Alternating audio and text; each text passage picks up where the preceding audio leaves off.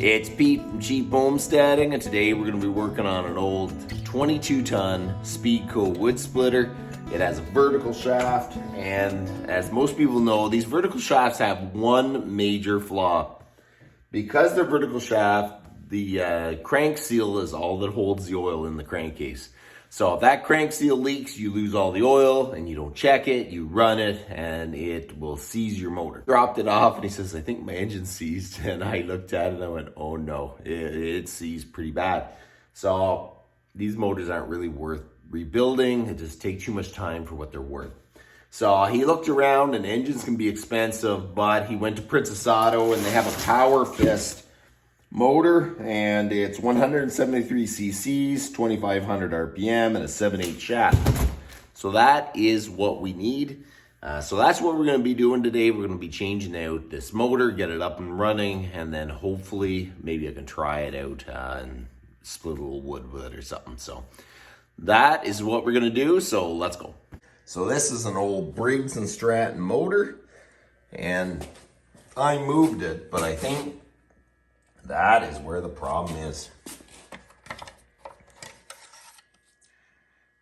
I don't think there's much oil in there, and it is definitely seized.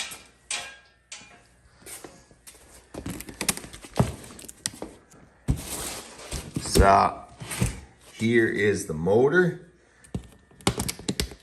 173 cc's, 2500 RPM, it's 7/8 shaft. So I think that's, oh, look at that. It's got a low oil shutdown. That is pretty good.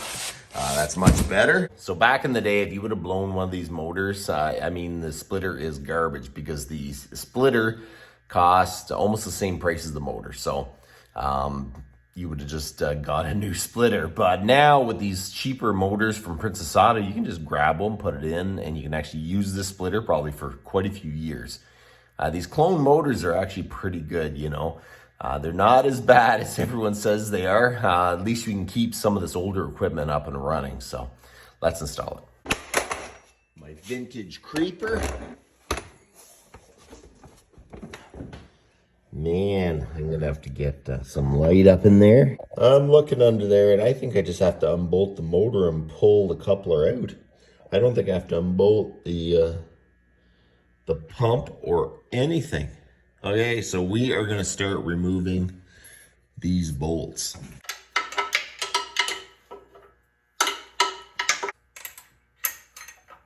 Lift this off.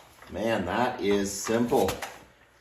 So it has an old Lovejoy coupler on it, and basically that is a coupler that connects your engine to your pump down there, and there's a little rubber piece in the middle, so it kind of cushions it. Whenever you have a quick load on the engine, it doesn't transfer to the pump. It kind of cushions it a little bit.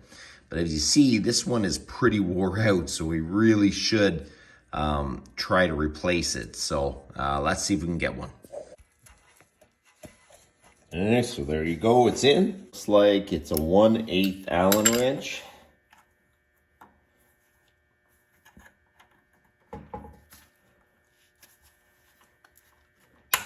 There we go.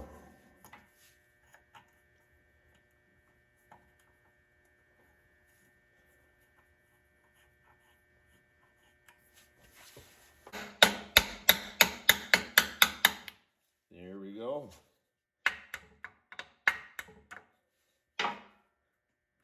So there you go, she came off. If you had a puller, you could actually pull it off, but that came off not too bad. There's the key.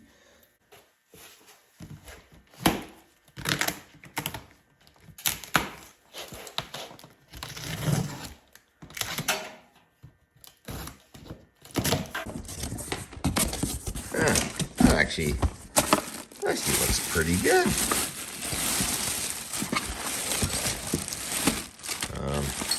Here's the book.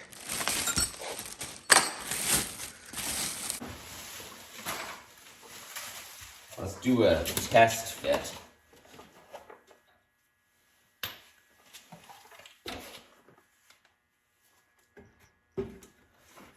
thought that these motors are probably just clone motors off of a Briggs or whatever, but it definitely isn't. It's got like a crankcase that's on an angle, which I don't think could be a bad idea. It's just a different way of doing it. The bolt holes look like they actually just line right up, so I'm super happy with that. And everything is accessible, because sometimes when you put these motors on a splitter or something, they don't quite line up. Like your pull cord is over here, and then it's kind of in the road of the splitter, but this thing fits really nice, and it's got a nice fuel fill cap, which is nicer than most small engines. So I think hopefully this thing works out real good. It looks good.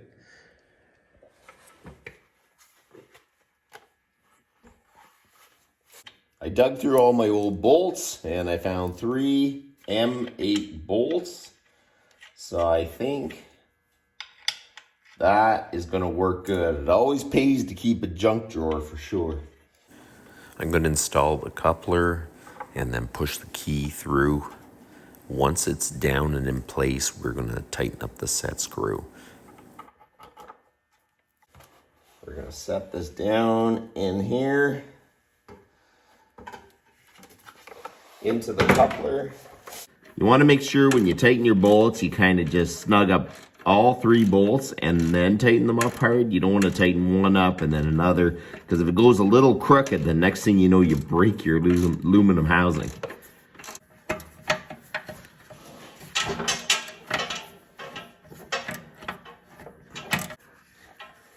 Okay. Bolts are tight, so that worked pretty good. Everything fit good. Make sure you tighten up the Lovejoy coupler, get that all in. Everything is installed. One of the biggest things you don't forget is those engines get shipped dry, so make sure you put oil in them.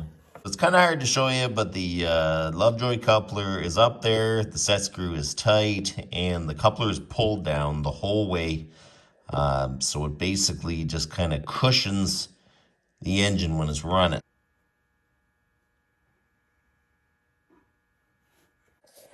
So if you look at the picture, you see the oil line goes right to the base of the threads right there. That is where we're at, so that is full. And that is probably only half a liter. So that's why it's important to make sure you check your oil regularly, because it doesn't hold very much. Screw this back on.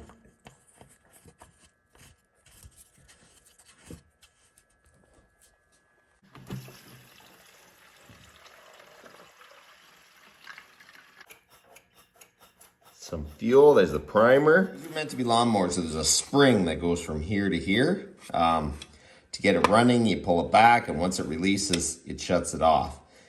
So I'm going to have to maybe put a spring from here to here. So when he wants to shut it down, he just pushes it that way, and then it'll shut down and it'll spring back.